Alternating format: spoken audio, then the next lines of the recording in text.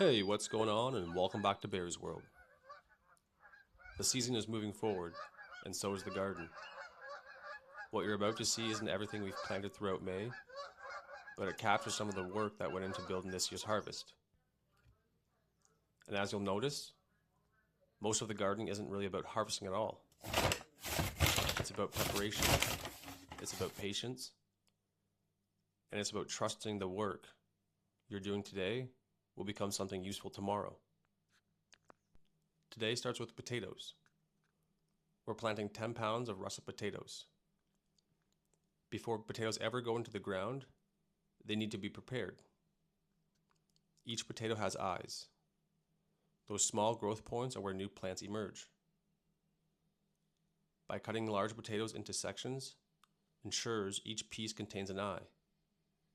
We can turn one potato into several future plants. After cutting, we allow the pieces to dry and callus over. This helps reduce the chance of rot and dis-ease once they're planted in the soil. It's a simple step, but often the small things are what make the bigger difference later.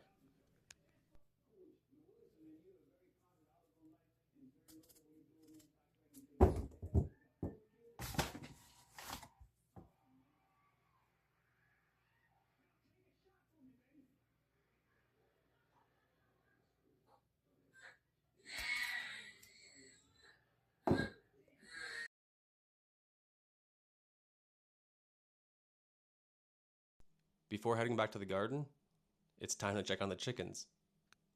Every day, they receive scraps from the garden, collected throughout the kitchen and garden work. Nothing goes to waste. The chickens get fed, fresh water gets topped up, and in return, they provide eggs and help turn scraps into fertile for the gardens in the future. It's one of the reminders that healthy systems work together. In nature, very little stands alone. With the wheelbarrow loaded, we're heading to the first garden closest to the house. Here, you'll find a mixture of lettuces growing alongside garlic.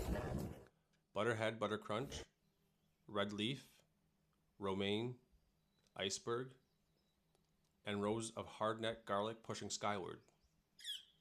The garden is beginning to fill in. A quick stop at the strawberry patch. Flowers are appearing everywhere. Each flower represents a future berry. Not a guarantee, but a possibility. One more example of how the harvest always starts long before the fruit arrives. Now it's time to plant potatoes. For straight rows, we use 2 stakes and a string line stretched between them. Simple tools, but they make the work easier and keep everything organized. A trench is opened the length of the bed. Each potato is placed with the eye facing upward, eye to the sky. Once the row is complete, the trench is backfilled, watered thoroughly. Always water your seeds or seedlings in. It helps eliminate air pockets around the roots and gives the plants the best possible start. Small beginnings, future harvests.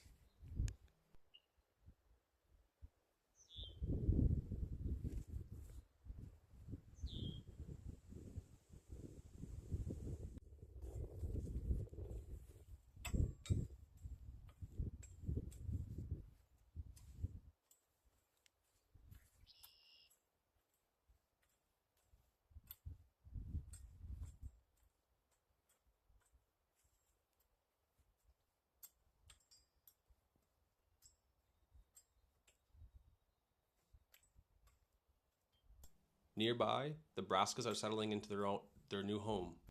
Red cabbage, green cabbage, broccoli, kale, and even a little celery, because why not? Every garden has room for a little experimentation. Some crops plan months ahead, others find their way into the garden simply because there's space and curiosity. Both approaches have value. Behind us, another bed is being prepared, this time for onions. The process is similar.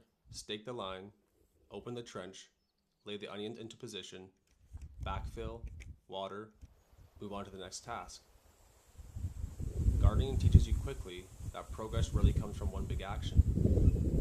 It comes comes from repeating small actions consistently. One row at a time, one bed at a time, one day at a time.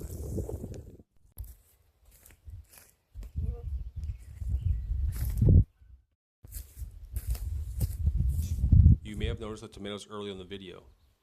Now it's their turn. Before planting, we remove the lower leaves and any of the suckers near the base.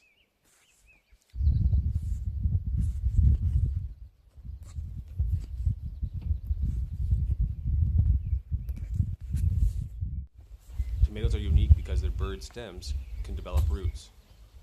By planting them deep, we encourage a larger root system and a stronger plant. As the season continues, we'll keep removing lower growth and managing the plant upward. The goal isn't just growth, it's healthy growth. Strong foundations support bigger harvests. Same is true outside the garden.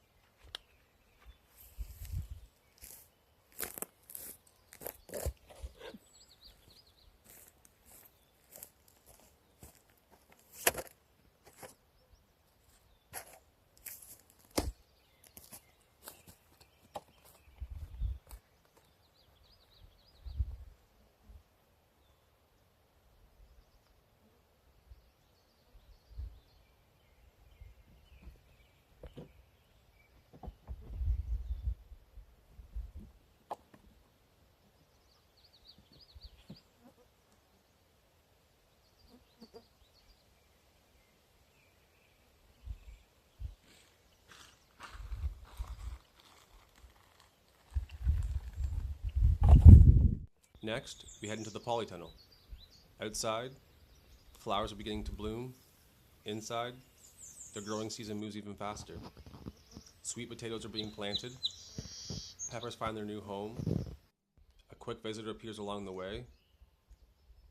One of the many helpers that naturally assist with pest control.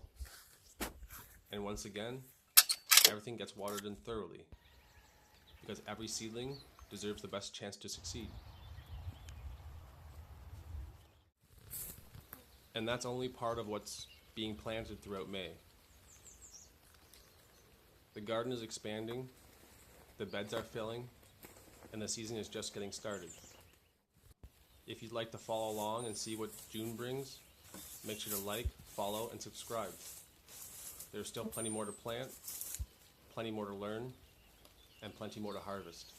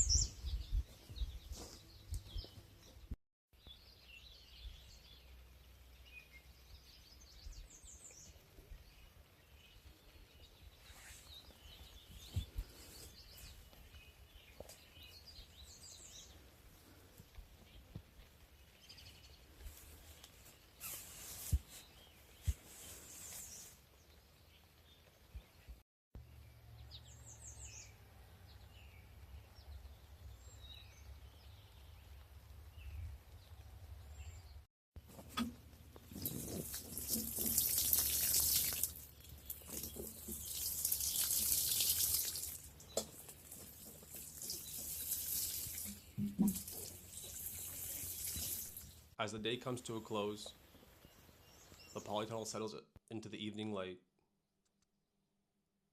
The gardens grow quiet, the property slows down, we're brought back to where we started. The marsh, the frogs, the crickets, the sounds of another spring day coming to an end. Until June, keep planting, keep watering, and remember, every harvest begins with something small planted long before anyone else can see the results. Thanks for watching, and we'll see you next time.